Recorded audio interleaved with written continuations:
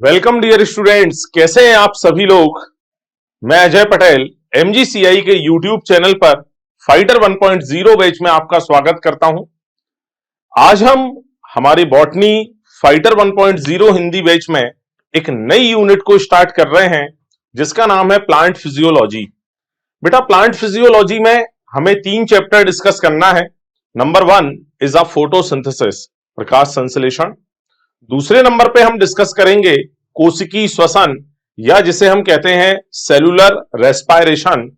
And last में हम discuss करेंगे पीजीआर, प्लांट ग्रोथ रेगुलेटर्स, या जिन्हें पादप वृद्धि नियामक कहा जाता है। तो आइए स्टार्ट करते हैं फोटोसिंथेसिस। ये पूरी यूनिट मोस्ट इंपॉर्टेंट है, बच्चों को डाउट भी रहते हैं, बट आज आपके सारे डाउट इस यूनिट से रिलेटेड खत्म हो जाएंगे। तो आइए स्टार्ट करें। बात करें फोटोसिंथेसिस की, तो फोटोसिंथेसिस की यदि हम सबसे बेसिक रिएक्शन यहां पर लिखें तो रिएक्शन है 6CO2 + 12H2O। ये कंबाइन होते हैं इन प्रेजेंस ऑफ H यानी कि सनलाइट। क्लोरोफिल मींस पादप के हरे भागों में। जब ये कंबाइन होंगे देन फॉर्म करेंगे C6H12O6 glucose, 6 molecule of water plus 6 molecule of oxygen gas जो यहां से रिलीज हो जाते हैं। बेटा, यदि इस रिएक्शन को हम ध्यान से देखें तो हमें समझ आ रहा है CO2 एंड वाटर दोनों ही अकार्बनिक यौगिक हैं और इनके आपस में कंबाइन होने से एक बड़ा कार्बनिक यौगिक यहां संश्लेषित हो रहा है और वो जो कार्बनिक यौगिक है उसका नाम है यहां पर ग्लूकोज। तो चूंकि ये रिएक्शन में संश्लेषण हो रहा है इसलिए इसे हम बोलेंगे एनाबॉलिक रिएक्शन। सेकेंड नंबर पर यदि हम चलें तो ये जो रिएक्शन है, इस रिएक्शन में यदि आप CO2 को देखें तो एक कार्बन के साथ में 2 ऑक्सीजन एटम यहां पर मौजूद हैं। बट जब यही CO2 ग्लूकोज में कन्वर्ट हो रही है, ठीक है, तो आप यहां देख पा रहे हैं कि इस CO2 में जब ये ग्लूकोज में कन्वर्ट हो रही है तब यहां एक तो लॉस हो गया है ऑक्सीजन का। यहां एक कार्बन के रिस्पेक्ट में 2 ऑक्सीजन थे, यहां एक कार्बन के रिस्पेक्ट में केवल एक ही ऑक्सीजन है। अरे भाई, 6 कार्बन 6 ऑक्सीजन, मतलब 1 कार्बन के लिए 1 ऑक्सीजन प्रेजेंट है। मतलब CO2 की तुलना में ग्लूकोज में ऑक्सीजन की मात्रा कम होती है। हमारी CO2 में कोई हाइड्रोजन नहीं था बट यहां पर हाइड्रोजन आ चुके हैं। मतलब ये जो प्रोसेस है जिसमें CO2 ग्लूकोज में बदल रही है, तब हम यहां लिखेंगे कि CO2 का अपचयन हो रहा है, क्योंकि ऑक्सीजन का बाहर निकलना व हाइड्रोजन का ऐड होना दोनों ही चीजें अपचयन कहलाती हैं, दोनों ही चीजें रिडक्शन कहलाती हैं। यहां यदि हम वाटर को देखें तो ये जो H2O है ये कन्वर्ट हुआ यहां पर ऑक्सीजन में, क्योंकि इसकी हाइड्रोजन तो हमने किसको दे दी, CO2 को। इसका मतलब है वाटर में से हाइड्रोजन का लॉस हो रहा है। इसका मीनिंग क्या रहेगा कि H2O का क्या हो गया भाई यहां पर ऑक्सीकरण, या इसे हम बोलेंगे ऑक्सीडेशन। तो ये एक ऐसी रिएक्शन है जिसके दौरान अपचयन व ऑक्सीकरण, रिडक्शन व ऑक्सीडेशन दोनों साथ साथ चल रहे हैं, इसलिए हम इसको रेडॉक्स रिएक्शन कहते हैं। फोटोसिंथेसिस की जो अभिक्रिया है ये एक तरह की रेडॉक्स रिएक्शन है, एक तरह की अपचयोपचय अभिक्रिया है। थोड़े से और आगे चलेंगे तो हमें पता चलेगा कि इस रिएक्शन के दौरान Hν यानी कि सूर्य के प्रकाश की ऊर्जा आवश्यक है। क्योंकि इसमें ऊर्जा आवश्यक है, ऊर्जा लग रही है, इसलिए इसको हम बोलेंगे एंडरगोनिक रिएक्शन। एंडरगोनिक का मतलब है ऊष्मा अवशोषी अभिक्रिया, इसके दौरान एनर्जी को एब्जॉर्ब किया जाता है। थर्ड पॉइंट हमने या फिर से देखें एक बार, एनाबोलिक है, रेडॉक्स है, एंडरगोनिक है। लास्ट पॉइंट जो हमारा रहेगा, ये जो फोटोसिंथेसिस है बेटा ये एक फिजियोकेमिकल रिएक्शन है। बोले सर इसका क्या मीनिंग रहेगा। फिजियोकेमिकल का मीनिंग है यहां फिजिकल स्ट्रक्चर या फिजिकल एनर्जी पार्टिसिपेट करती है। केमिकल मतलब यहां पर साथ ही साथ जो रसायन है, जो केमिकल्स हैं, वो भी पार्टिसिपेट करेंगे। तो फिजियो में हमने क्या देखा, एक तो सूर्य के प्रकाश की जो ऊर्जा है उसे एक फिजिकल एनर्जी कहा जाता है। फिर बात करें केमिकल, तो आप यहां देख पा रहे हैं CO2 एंड वाटर, ये सभी केमिकल ही हैं। क्लोरोफिल भी एक केमिकल ही है, तो इसलिए इसे हमने नाम दिया फिजियो केमिकल रिएक्शन।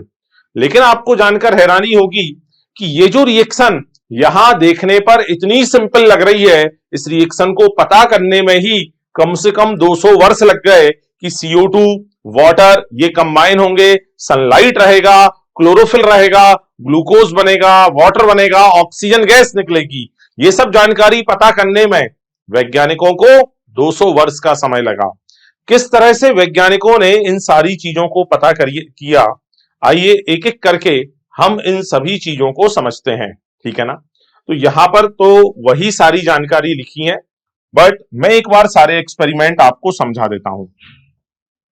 सबसे पहला जो एक्सपेरिमेंट है उसका नाम है बेटा वेरीगेटेड लीफ एक्सपेरिमेंट, या इसी को बोलते हैं सबलित पत्ती प्रयोग, या इसी को आप बोल सकते हैं चितकबरी पत्ती प्रयोग, ठीक है।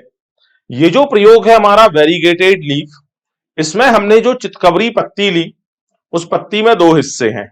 पत्ती का कुछ भाग हरा है और पत्ती का कुछ भाग पीला है। तो हमने हरे व पीले भाग युक्त पत्ती में फोटोसिंथेसिस होने दिया। कुछ समय के पश्चात हमने पत्ती के हरे हिस्से में और पीले हिस्से में स्टार्च का परीक्षण किया। तब हमने ये पाया कि पत्ती का जो ग्रीन पार्ट था, जो हमारी लीफ है, उस लीफ में कितने हिस्से हमारे पास थे, एक था ग्रीन पार्ट और दूसरा जो पार्ट है बेटा वो है येलो पार्ट। जब हमने ग्रीन एंड येलो इन दोनों पार्ट में स्टार्च का परीक्षण किया, स्टार्च का टेस्ट किया, स्टार्च का परीक्षण करने पर हरे हिस्से ने हमें स्टार्च का पॉजिटिव टेस्ट, जबकि पीले हिस्से ने स्टार्च का नेगेटिव टेस्ट दिया। इससे सिद्ध होता है कि फोटोसिंथेसिस पादप के केवल कहां पर होगा, हरे भागों में होगा, ग्रीन पार्ट्स में होगा। तो ये एक्सपेरिमेंट था चितकबरी पत्ती प्रयोग। थोड़े से और आगे चले, जो सेकंड एक्सपेरिमेंट है वो है बेटा पार्शियली कवर्ड लीफ एक्सपेरिमेंट, या इसी को बोलते हैं आंशिकता ढकी पत्ती प्रयोग। इसमें हम क्या करेंगे कि पूरी जो पत्ती रहेगी वो हरी रहेगी, बट पत्ती के आधे हिस्से को हम ब्लैक फिल्म से कवर कर देंगे, जिससे उस आधे हिस्से को सनलाइट नहीं मिल पाएगा। किस तरह से ये पूरा सेटअप हमने जमाया, देखें यहां पर, ये हमारे पास में लीफ है और लीफ का जो आधा पार्ट है, आधा हिस्सा है, उसको हमने एक ब्लैक फिल्म से क्या कर दिया भाई, कवर कर दिया। जब इसके आधे हिस्से को ब्लैक फिल्म से कवर किया और अब इसमें हम टेस्ट करेंगे स्टार्च का, इस पार्ट में भी और इसमें।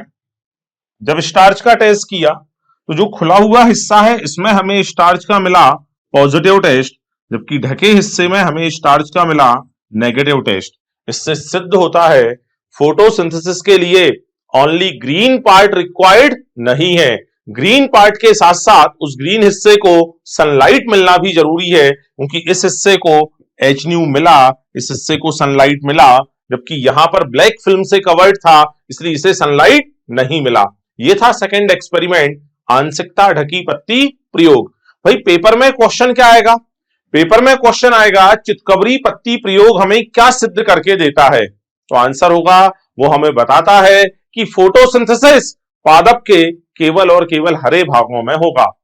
सेकंड, वो क्वेश्चन हमसे पूछेंगे आंशिकता ढकी पत्ती प्रयोग हमें क्या सिद्ध करके देगा, वो बताता है कि फोटोसिंथेसिस ग्रीन पार्ट में तो होगा, बट उसके लिए सनलाइट रिक्वायर्ड है, उसके लिए सूर्य का प्रकाश आवश्यक है। तीसरे नंबर के प्रयोग पर यदि हम चलें, तो तीसरे नंबर का जो प्रयोग है उसे कहा जाता है हाफ लीफ एक्सपेरिमेंट, बेटा इस हाफ लीफ एक्सपेरिमेंट में हमने क्या किया, हमने एक टेस्ट ट्यूब ले ली, हमने एक परखनली ले ली, और ये जो परखनली है, इस परखनली के बॉटम में, इसकी तली में हमने कॉटन को रखा, और ये जो कॉटन है ये KOH से भीगी है। KOH की एक प्रॉपर्टी होती है कि KOH CO2 का अवशोषण करेगा, CO2 का एब्जॉर्प्शन करेगा, और चूंकि इसने CO2 को एब्जॉर्ब कर लिया है, इसलिए जो हमारी परख नली है उसके अंदर कोई CO2 प्रेजेंट नहीं है। अब हम क्या करेंगे, हमने हरी पत्ती को ले लिया, जो हरी पत्ती है उस हरी पत्ती के आधे भाग को हमने किसके अंदर डाल दिया भाई, इस आधे हिस्से को हमने एंटर करा दिया परखनली में, और परखनली जो है उसमें CO2 एब्सेंट है। बट चूंकि हम जानते हैं कि परखनली कांच की बनी है, ट्रांसपेरेंट है, तो इस कंडीशन में सनलाइट पूरी पत्ती को मिल रहा है। पूरी पत्ती ही हरी है क्योंकि हरा भाग फोटोसिंथेसिस के लिए जरूरी है, ये तो पहले प्रयोग से ही पता चला। दूसरे से सनलाइट पता चला तो हमने पूरी पत्ती को सनलाइट भी दे दिया। बट अब इस आधी पत्ती को जो परखनली के अंदर है, यहां पर CO2 नहीं मिलेगी, यहां CO2 एब्सेंट है, माइनस है CO2, और यहां पर CO2 इस हिस्से को मिलने वाली है। जब इन दोनों हिस्सों में हमने स्टार्च का परीक्षण किया तो जो हिस्सा बाहर था जिसे CO2 मिली उसने स्टार्च का पॉजिटिव टेस्ट दिया, जबकि जो हिस्सा अंदर था उसने स्टार्च का नेगेटिव टेस्ट दिया। इससे हमें क्या पता चला, इससे हमें पता चला कि फोटोसिंथेसिस के लिए सिर्फ पत्ती का हरा होना ही काम नहीं करेगा, हरे होने के साथ साथ सूर्य का प्रकाश भी चाहिए, लेकिन सिर्फ सूर्य का प्रकाश काम नहीं करेगा, यहां हरी पत्ती भी चाहिए, सूर्य का प्रकाश भी चाहिए, और साथ ही साथ CO2 भी आवश्यक है, CO2 भी रिक्वायर्ड है। तो अब आपको समझ आ रहा है कि कैसे धीरे धीरे एक एक करके यहां पर हमें इस रिएक्शन के बारे में, जो रिएक्शन हमने यहां समझी थी, उस रिएक्शन की बारीकियां, उस रिएक्शन की खासियतें एक एक प्रयोग के द्वारा हमें यहां पर पता चल रही हैं। अगला जो प्रयोग है चौथे नंबर का, बेटा उस प्रयोग का नाम है बेलजार एक्सपेरिमेंट, और ये एक्सपेरिमेंट जो है ये किया है जोसेफ प्रीस्टले ने। तो चौथे नंबर पर चलते हैं, बेलजार एक्सपेरिमेंट। ये एक्सपेरिमेंट जोसेफ प्रीस्टले नाम के साइंटिस्ट ने किया, और इस साइंटिस्ट ने ही 1774 में ऑक्सीजन की खोज करी या डिस्कवरी कर दी ऑक्सीजन की। वास्तव में ये प्रयोग कैसे हुआ आप देख पा रहे हैं, यहां प्रयोग का सेटअप बना हुआ है। इसमें क्या किया, कांच का बना हुआ एक बेल जार होता है जो आपको इस डायग्राम में दिख भी रहा है। हमने इसमें एक जलती हुई मोमबत्ती व सांस लेने वाले प्राणी चूहे का इस्तेमाल किया। इस प्रयोग को और अच्छे से समझने के लिए हम इसमें 3 कंडीशन ले लेते हैं। सबसे पहले हमने इस प्रयोग में बेलजार के अंदर केवल जलती हुई मोमबत्ती को रखा। हम सभी जानते हैं मोमबत्ती को जलाने के लिए ऑक्सीजन गैस रिक्वायर्ड है, वह जब मोमबत्ती जलेगी तो CO2 गैस पैदा होगी। तो जब सबसे पहले बेलजार में हमने अकेली जलती हुई मोमबत्ती को रखा तो हमने पाया एक किसी समय, मान लो वो समय है 5 से 7 मिनट, 7 मिनट के अंदर वो मोमबत्ती अपने आप जलना बंद हो गई। अभी भी मोमबत्ती में मोम बची है लेकिन मोमबत्ती जल नहीं रही। ठीक है, अगली बार हमने क्या किया, उस बेलजार में उतनी ही बड़ी एक और मोमबत्ती जलती हुई, लेकिन साथ में सांस लेने वाले प्राणी चूहे को प्लेस किया। तो जो मोमबत्ती 7 मिनट में बुझी थी वो मोमबत्ती अब 4 मिनट में ही बुझ गई, क्योंकि अब सिर्फ मोमबत्ती ही ऑक्सीजन का यूज नहीं कर रही है, अब मोमबत्ती के साथ साथ जो सांस लेने वाला प्राणी है वो भी ऑक्सीजन को यूज कर रहा है। तो अब क्या होगा, पहले प्रयोग में ऑक्सीजन को केवल मोमबत्ती ने यूज किया, 7 मिनट जली। दूसरे प्रयोग में ऑक्सीजन को जलती हुई मोमबत्ती व सांस लेने वाले प्राणी चूहे ने उपयोग किया। देन अब क्या होगा, वो ऑक्सीजन जल्दी से खत्म हो जाएगी, सांस लेने वाला प्राणी चूहा भी बेहोश हो जाएगा, वह जलती हुई मोमबत्ती भी 7 मिनट से पहले ही बुझ जाएगी।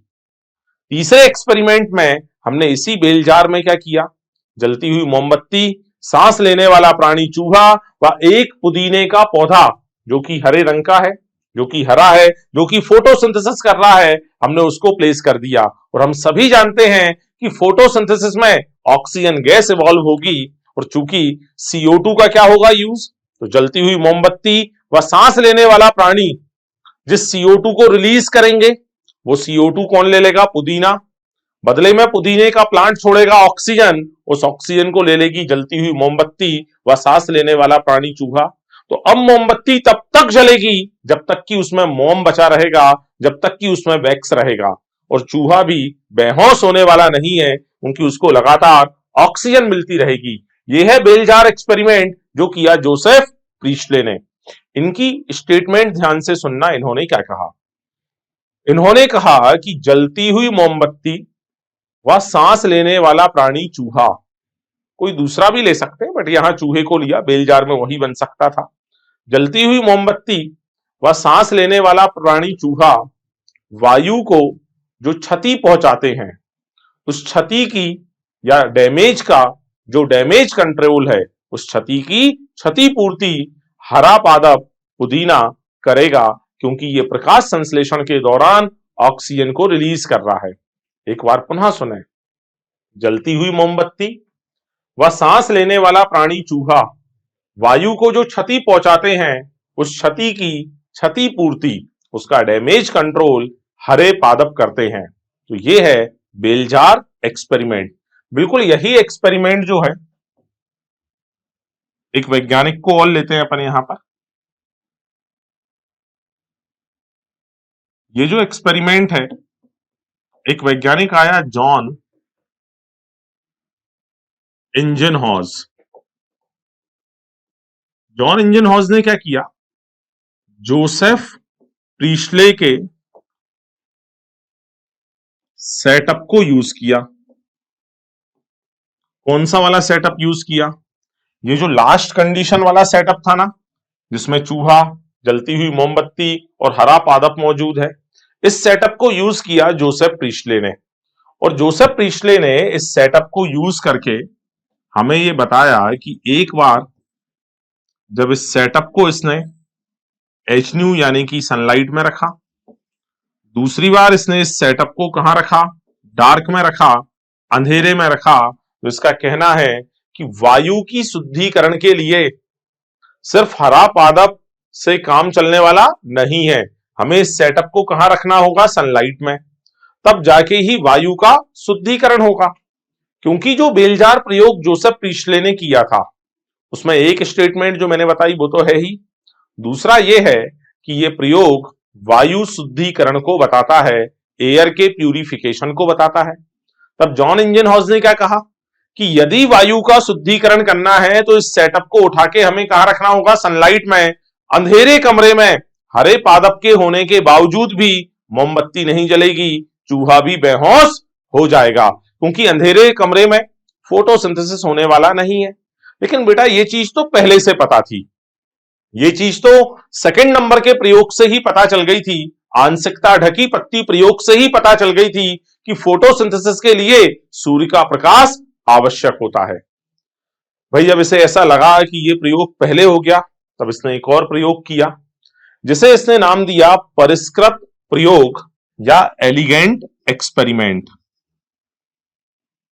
ये जो एलिगेंट एक्सपेरिमेंट है, ये इसने जलीय पादप हाइड्रला के साथ किया, और इसने बताया कि सूर्य के प्रकाश की उपस्थिति में जलीय पादप हाइड्रला के हरे भागों के आसपास जो बुलबुले होते हैं, जो बबल्स होते हैं, वो बबल्स ऑक्सीजन गैस के हैं। ठीक है, तो दो चीजें करी जॉन इंजनहॉज ने, एक तो जोसेफ प्रीस्टले के सेटअप को यूज करके वायु शुद्धिकरण में सनलाइट की इंपॉर्टेंस को बताया, और दूसरा बताया कि जलीय पादप जो हाइड्रला है, उस जलीय पादप हाइड्रला के हरे भागों के आसपास जो बुलबुले या बबल्स दिखाई दे रहे हैं, वो ऑक्सीजन गैस के हैं।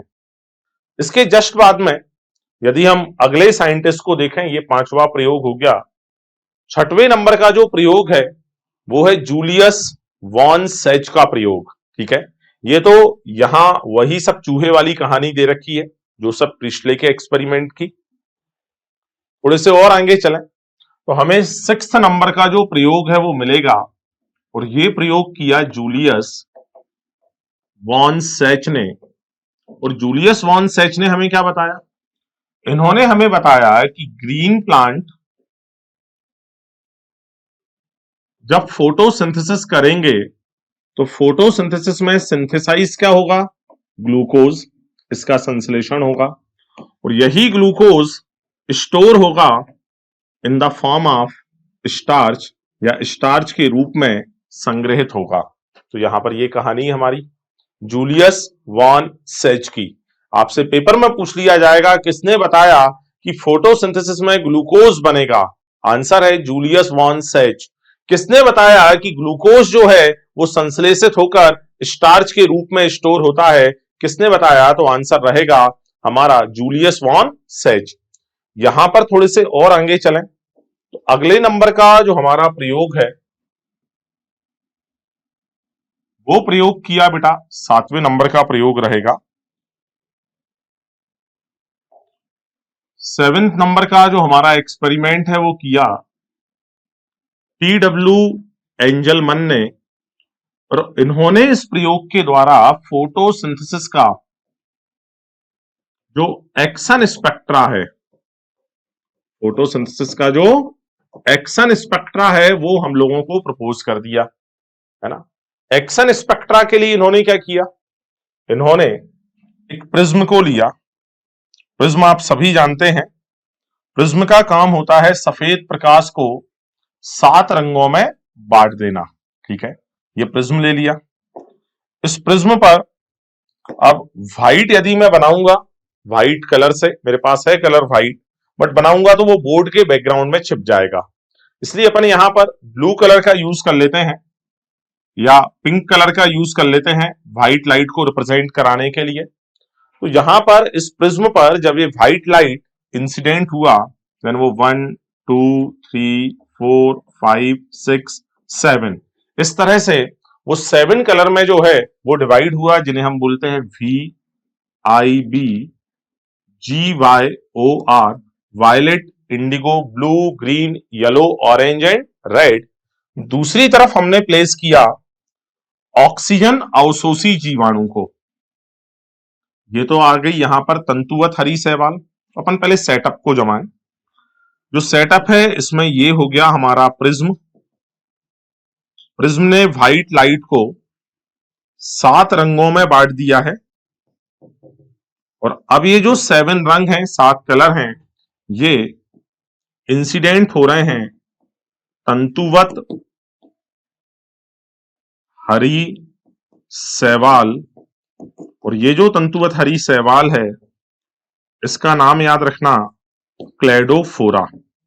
जब इस पर ये प्रकाश गिरा तो हमें ये पता है कि अब यहां पर फोटोसिंथेसिस होगा, और चूंकि हमें पता करनी है एक्शन, तो एक्शन किस लाइट में सबसे ज्यादा हो रही है, इसको पता करने के लिए सिंपल सा काम ये किया कि अब इस तंतुवत हरी शैवाल के दूसरे तरफ या इस तंतुवत हरी शैवाल के चारों तरफ हमने प्लेस कर रखे हैं ऑक्सीजन अवशोषी जीवाणु।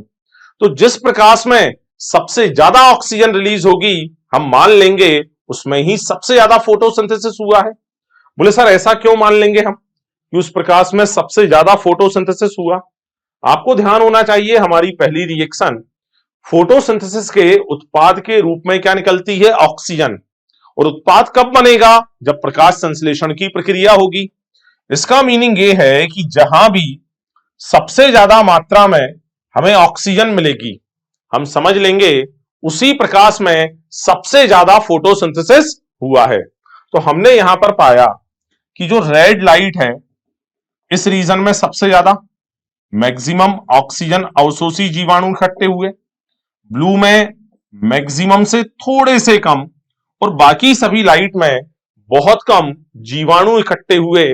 इससे सिद्ध होता है कि रेड लाइट में मैक्सिमम एक्शन, उससे कम एक्शन ब्लू लाइट में, और कम एक्शन बचे हुए दूसरे लाइट्स में, और सबसे कम एक्शन होगी ग्रीन लाइट में। क्यों होगी भाई ग्रीन में? क्योंकि जो जो भी हिस्सा जिस कलर का होता है वो कभी भी उसको एब्जॉर्ब नहीं करता।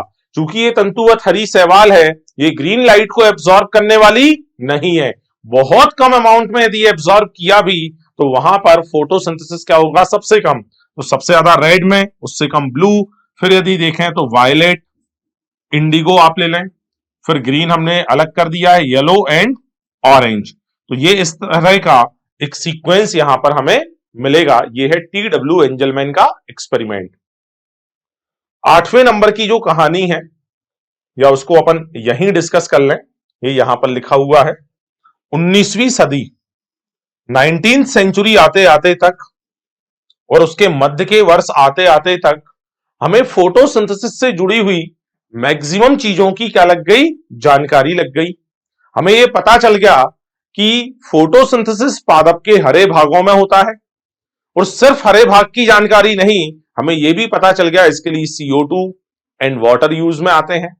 हमें यह भी पता चला सनलाइट यूज में आता है। हमें पता चल गया कि ग्लूकोज बनेगा, हमें पता चल गया कि ऑक्सीजन गैस निकलेगी। बट अभी भी 19वीं सदी आते आते तक भी एक चीज हमें पता नहीं चल पाई कि फोटोसिंथेसिस में निकलने वाली जो ऑक्सीजन है वो ऑक्सीजन कहां से आती है?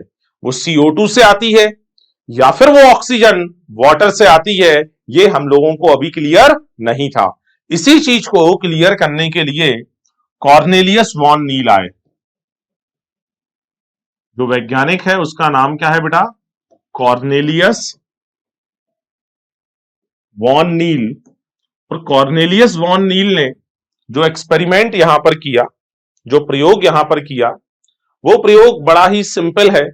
इन्होंने बैगनी या जिन्हें हम बोलेंगे पर्पल एवं ग्रीन बैक्टीरिया को लिया और एक हाइपोथेटिकल मॉलिक्यूल ले लिया H2A। तो इन्होंने हमें बताया कि जैसे ये CO2 है, इसकी रिएक्शन H2A से हो रही है। चूंकि CO2 का अपचयन होना है, CO2 का क्या होना है भाई? अपचयन होना है। अपचयन के लिए हमें हाइड्रोजन की आवश्यकता है।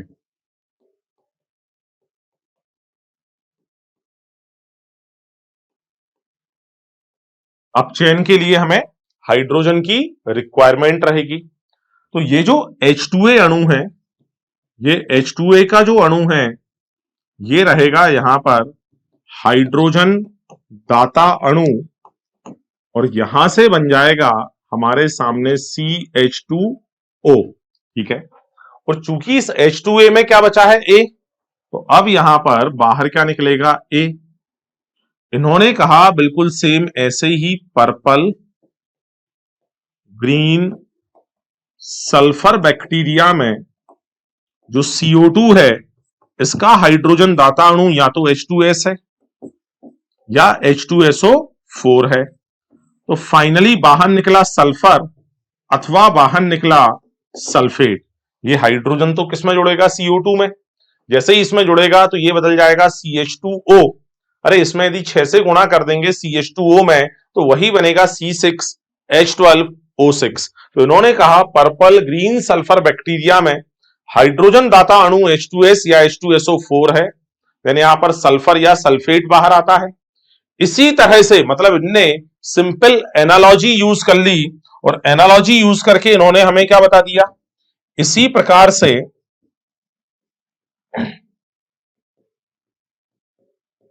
जो हरे पादप हैं उन हरे पादप में हाइड्रोजन दाता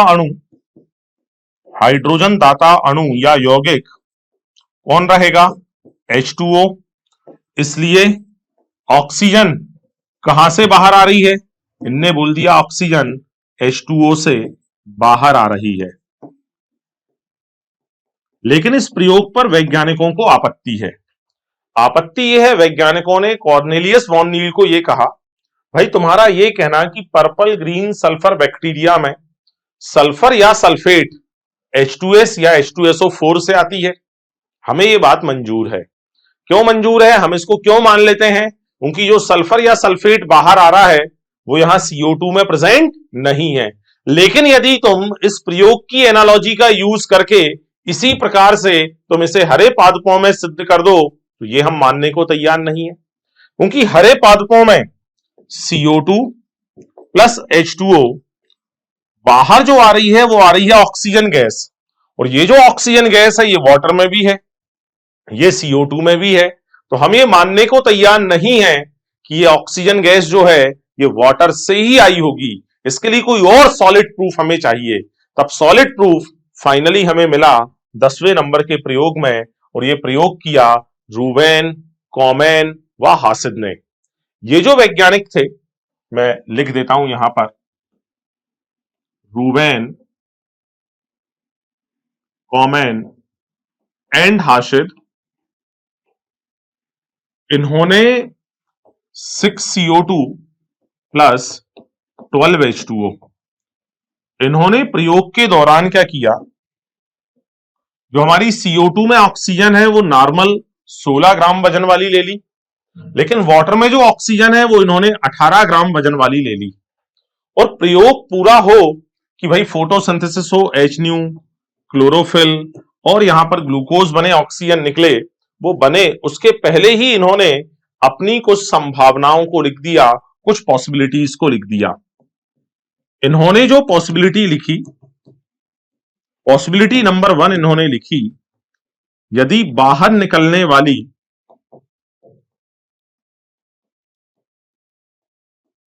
जो ऑक्सीजन है, यदि उसका वजन 32 ग्राम रहा, बाहर जो ऑक्सीजन निकली उसका वजन कितने ग्राम रहा, 32, इसका मतलब उसमें 16-16 ग्राम वाले एटम प्रेजेंट है। तो इससे क्या सिद्ध हो जाएगा, ऑक्सीजन आती है CO2 से। इन्होंने दूसरा लिखा, यदि बाहर निकलने वाली ऑक्सीजन का वजन 34 ग्राम रहा, यदि 34 ग्राम वजन रहा, इसका मतलब क्या रहेगा कि वो जो O2 है उसमें एक O CO2 का है 16 ग्राम वजन वाला, दूसरा O वाटर का है 18 ग्राम वजन वाला। इस तरह से इन्होंने अपनी पॉसिबिलिटी लिखी। तीसरी पॉसिबिलिटी में इन्होंने लिखा, यदि निकलने वाली ऑक्सीजन का वजन 36 ग्राम रहा, मतलब हम मान लेंगे कि वो ऑक्सीजन कहां से आ रही है, वाटर से, क्योंकि वाटर वाली ऑक्सीजन ही 18 है, 18 दूना 36। तो इस तरह से इन्होंने अपने प्रयोग को करने से पहले ही उसकी जितनी पॉसिबिलिटी हो सकती थी उन सभी पॉसिबिलिटीज को यहां पर लिख दिया।